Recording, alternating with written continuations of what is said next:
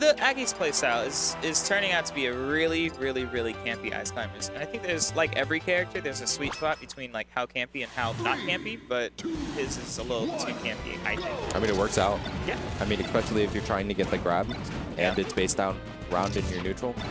But I mean, getting to the main game as it goes on, we're seeing, so Captain Birdman, as we're driving down, I know he was talking about difficulties with the Fox matchup, especially with Arsenals. I feel like anyone in DFW complains about Fox in general. They're mainly talking about Arsenals because he honestly has no fear. And a lot of the time you are going to have, Jason says he has a lot of problems with lasering and making sure to keep Arsenals at bay in neutral because he's going for like full hop approaches and whatnot. Arsenals definitely plays this particular matchup very, oh my god.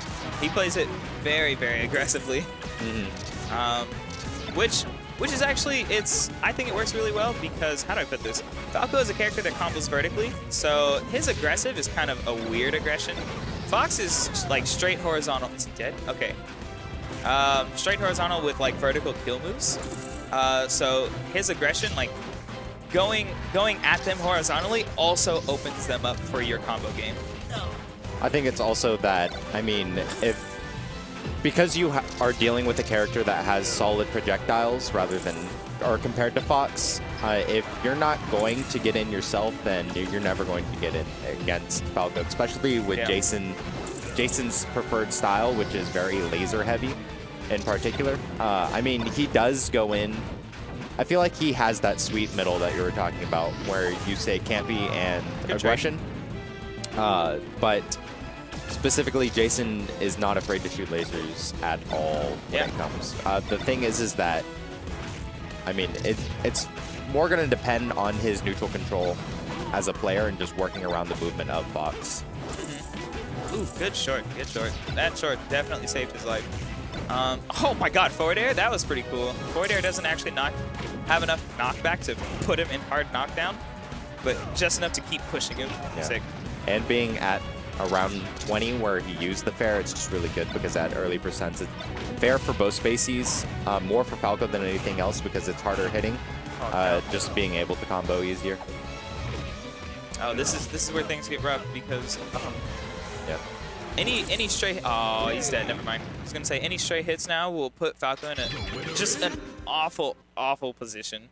And it's more reliant on Jason just to worry about where he's specifically landing because Arsenals is always just making sure that he's putting himself in a position where he can catch you with grabs like we saw earlier, just getting that kill. Yeah, Jason, or I should say Birdman, seems like he's playing this really slowly, if that makes sense. Like I feel like spacey matchups are should be faster matchups. Arsenal is playing very quickly. Like his punishes are all fast, his neutral's really quick, but like Jason's neutral is just too slow, despite being like laser heavy. It's just like his combo game is really good, but neutral is slower, and you can't really be slower in a spacey matchup. Yep. I think it really depends on either or the spacies because there are a lot of times when it comes to the preferred playstyle, Arsenal does play faster, so it's going to force Birdman to play slightly faster.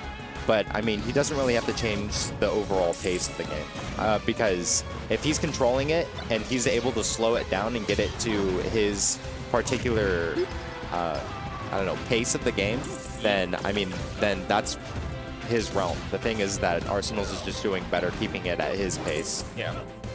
Ooh, good spot dodge. Oh my god.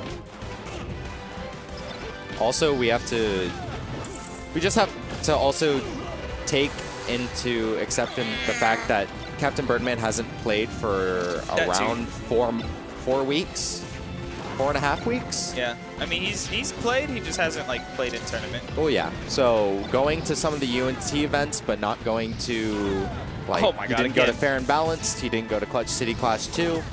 He hasn't been to the past 4 IaBs, so it's his realm of competition has been a lot lower than. Oh yeah, that's true. Compared to Arsenal's Studebaker, Lunchables, Bananas, Shokio, Zeus, Azer, etc.